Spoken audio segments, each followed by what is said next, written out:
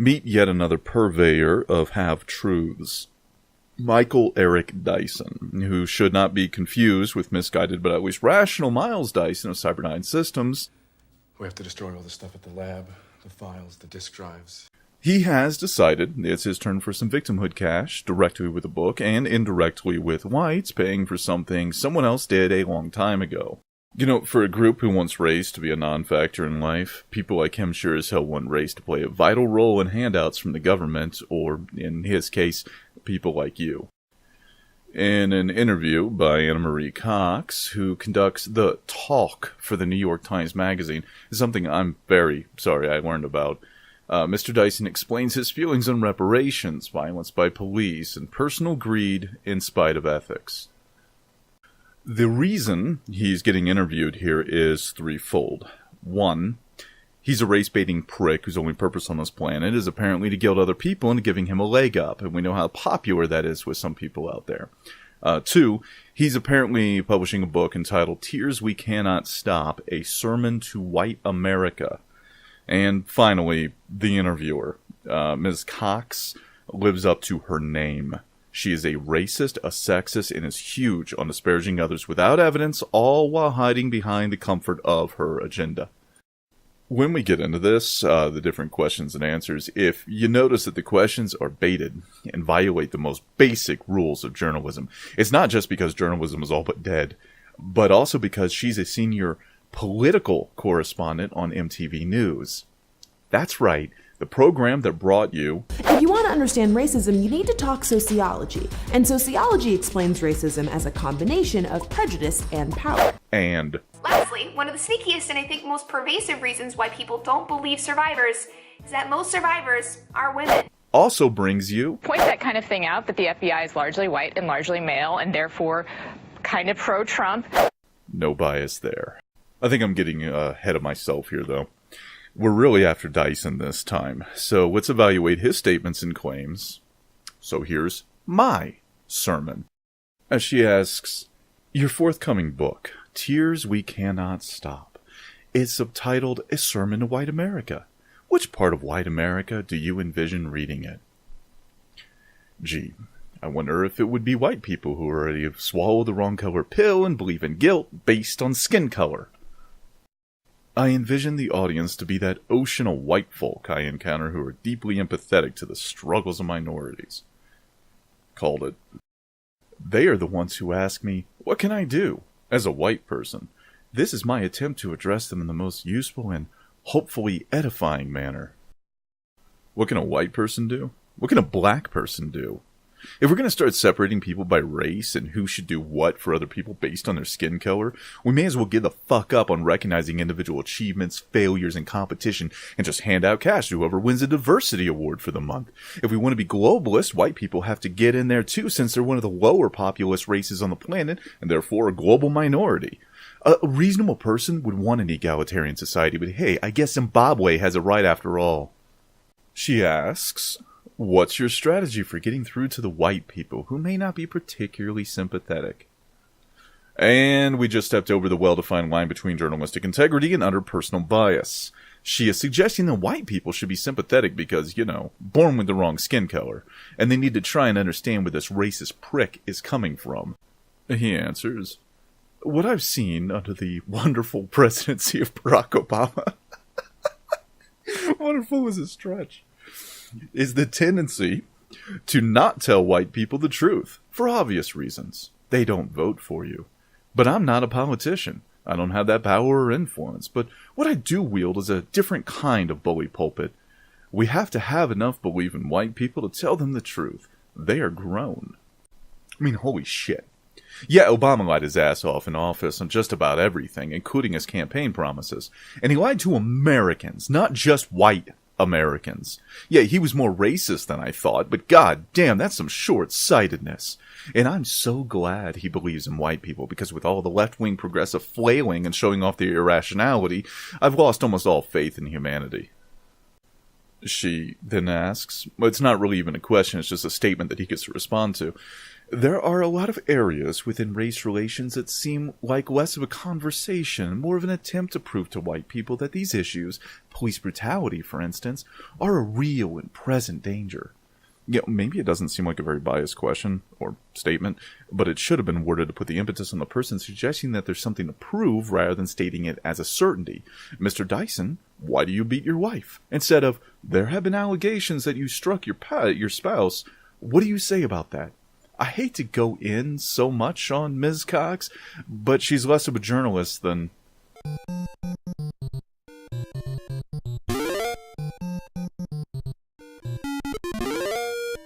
And he responds, I open this book with horror stories about my engagement with the police. Anecdotal evidence a rule does not make. These are the stories that have shaped me, that join me to the mass of people who, regardless of our station in life, regardless of educational attainment and achievement, have felt this. It's just an interview, so I don't expect citations, but I myself am well accomplished and have been very well connected in the past. Yet I had a police officer give me some serious shit not but 2 years ago, and that was far from the first time. He didn't know who I was, and if he did, he should still uphold the law. Why have I had problems with the police? Each time a misunderstanding, or just an asshole cop. I never stopped, looked into a muddy puddle's reflection of me on the street and thought, fucker was mean because of skin color. Who am I? I don't know. But then again, maybe that's why people aren't throwing money at me to atone for their great-great-grandfather's cousin's friend's sins.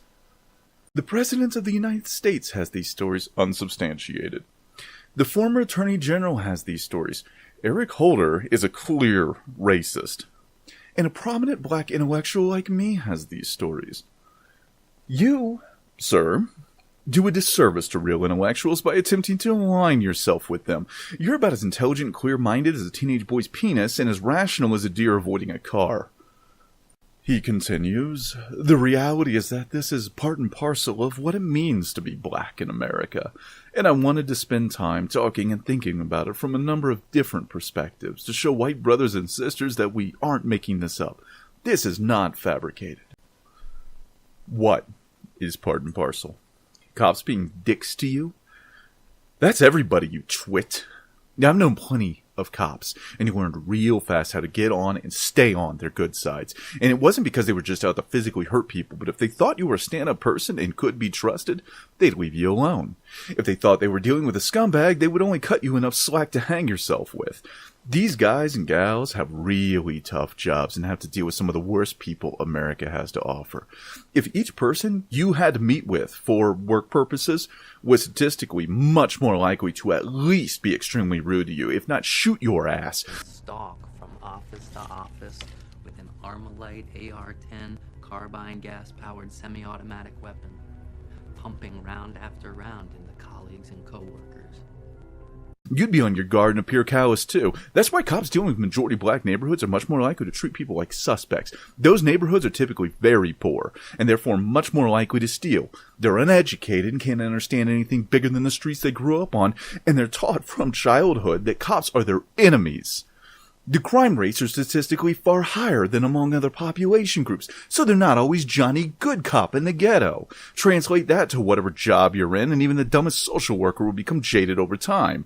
You, with a brain that resembles a questionable and possibly unstable radioactive filling of a Twinkie, are perpetuating the same old shit. She then asks, I can't help but think that if the same levels of police brutality were happening to white people, we would just disband the police.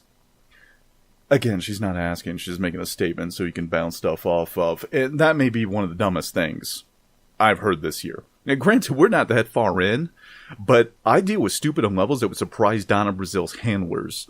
To begin with, it's yet another question that pointedly agrees with the premise their interviewee has put forward instead of, simply acting like a journalist and asking him to state his case and let other people decide the veracity of his claims or pit another person against him and throw facts around. And disband the police? He responds, police brutality would not be seen as a price of keeping our society safe. It is. There will always be a cop or group of cops that do that crap. It doesn't mean that we won't try and prevent it and hold them accountable, but like guns, voting, free speech, and the office of the president, it's a necessary thing that can and will be abused sometimes. We only throw the baby out with the bathwater if it drowned, not because it splashed a bit. Recently, I was outside of Ben's Chili Bowl in Washington at 3 a.m. God. And a young white kid is cursing the police, and I'm going, oh my God, they're going to shoot him. And then it occurred to me that they wouldn't. He's a white kid.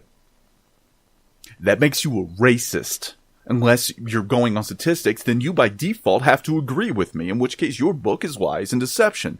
Painting yourself into a corner is really easy when facts aren't on your side. And what did I hear the police say? Now, son, you're clearly inebriated. You need to go home and sleep this off. And I said to myself, my God, this is what we want. We can't even afford a display of anger that many white people have. What the fuck did I just read? I'm not dense. I know what he's trying to say. And I know I gave my own anecdote regarding dealing with the police. But holy shit. Are you so turtle head in shell oblivious that you don't know most negative encounters with police don't end in violence? We could peacefully protest, but this stuff, man. Look, listen.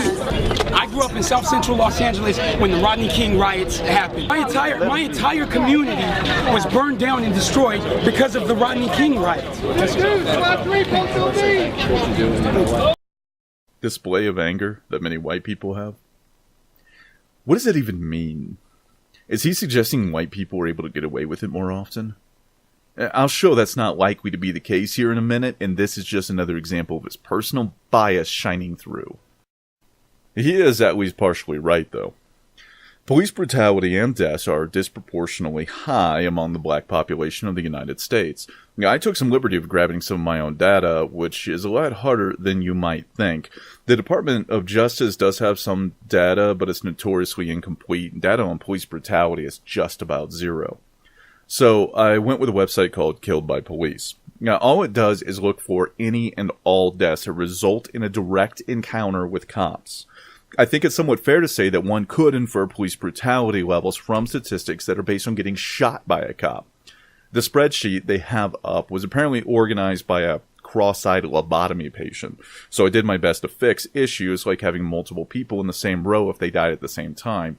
Keep in mind, this isn't meant to be horribly scientific, but a low-resolution picture of a larger issue. In 2016, it looks like around 1,160 people died because of an altercation with police. I think this data might include a few bystanders that were killed, shot or run over, something along those lines, but this isn't meant to be exhaustive, so we'll let minor discrepancies go if we have to. Of that 1,160 that were on their list, we have 283 black, 548 white, and 192 Latino. It simply calls them Latino, even though the census has some weird separation between white Latino or Hispanic and non-white Hispanic or Latino or non-Latino white Hispanic black Semitic moon man. I don't know, but we're going to go with it. Also, for this purpose, we're pretty much ignoring Asians because they're not the question here, and we're ignoring the indeterminate because I couldn't be bothered trying to investigate this website's data for them and finding the races of 43 dead people. But looking at this, you should notice something right off the bat. White people were killed in encounters with police almost twice as much as blacks specifically, but then again, they make up 64% of the U.S. population compared to a little over 12% of blacks. The parity multiplier is a mostly pointless thing I put in there to try and ascertain the raw likeliness you'd be shot or tased to death or whatever simply because of skin color. Whites came out to a 0.81, which means compared to their population covers, they are relatively unlikely to die by cop. Blacks at 2.18 are much more likely, at least in 2016. What does this really mean? Not much, truthfully. These numbers are not nearly skewed enough to suggest extreme police prejudice one way or the other on their own. A lot more data will have to be compiled to even begin to suggest that that's the case. If the black population and number of shootings stayed the same, but the deaths from police encounters ended up at ridiculous levels, like 70% of all deaths, Inferences could be made much more easily. What I can get from this is knowing that police per capita are much higher in larger cities, and black populations are far more centered around cities than white. It's much more likely black people will encounter police on any given day. We couple that with the problem of poor education, lack of finances, and the resulting culture of inner city neighborhoods, and of course the increased crime centered around those neighborhoods, and we can make up that difference in police encounter deaths easily. She goes on to ask or state, at the end of your sermon, you do a benediction section in which you talk about making reparations on the local and individual level, donating to groups like the United Negro College Fund or a scholarship program, but also, to cite your example from the book, paying the black person who cuts your grass double what you might ordinarily pay. What the hell was this? A fair and reasonable preface to a subject? And you blew it. Good, he responds. I used to say in church, if the sermon ain't making you a little bit uncomfortable, it ain't effective. I used to say in church, why am I here? Not in the meaning of life sense, the literal why the fuck am I in this building sense. Look, if it doesn't cost you anything, you're not really engaging in change. You're engaging in convenience. You're engaging in the overflow. I'm asking you to do stuff you wouldn't ordinarily do. I'm asking you to think more seriously and strategically about why you possess what you possess. That last one really pissed me off. Why do I possess what I possess? I work for it. I had to make a shit ton of sacrifices in my life and gave up most of what I own more than once, and I sure as hell am not going to give anything to anyone because they make a claim that can't even be substantiated, that their ancestors were abused sometime in history by people my ancestors once tipped a hat at while walking down the street. She states, I agree with reparations. I'm sure you do. But maybe this is my white privilege speaking. I can't imagine actually doing that. You know, white privilege is only a thing if you know for a fact you were given something because you're white. In the case of a higher salary or a job in general, that's illegal in the United States and has been since 1964. You might want to report that. But we all know that's not what you're talking about, is it? That is what I meant by an IRA, an individual reparations account. You ain't gotta ask the government. You don't have to ask your local politician. This is what you, an individual, conscientious, woke citizen, can do. Okay, everyone in YouTube land, gird yourselves. It's time to get back on the soapbox. I'm going to put this into perspective.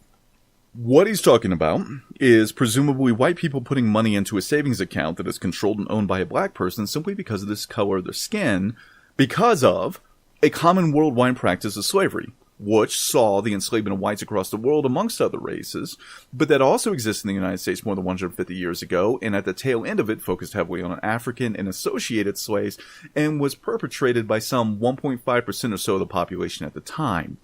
Additionally, he thinks he's being particularly cute by changing the R from retirement to reparations.